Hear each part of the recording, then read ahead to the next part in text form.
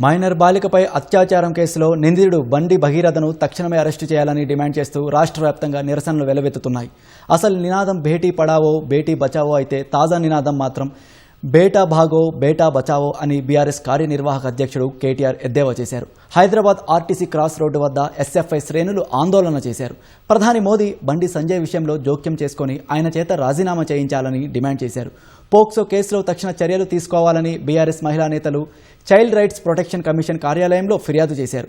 బాధిత కుటుంబంపై ఒత్తిళ్లు అలాగే కేసును ఉద్దేశపూర్వకంగా నీరుగార్చే ప్రయత్నాలు జరుగుతున్నాయని వారు ఆరోపించారు.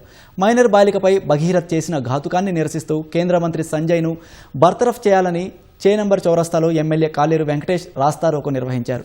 బండి భగీరథ్పై పోక్సో చట్టం కింద కేసు నమోదైతే దానిని హనీ ట్రాప్గా కేసు నమోదు చేసి నిర్వీర్యం చేసేందుకు యత్నించారని ఆరోపించారు.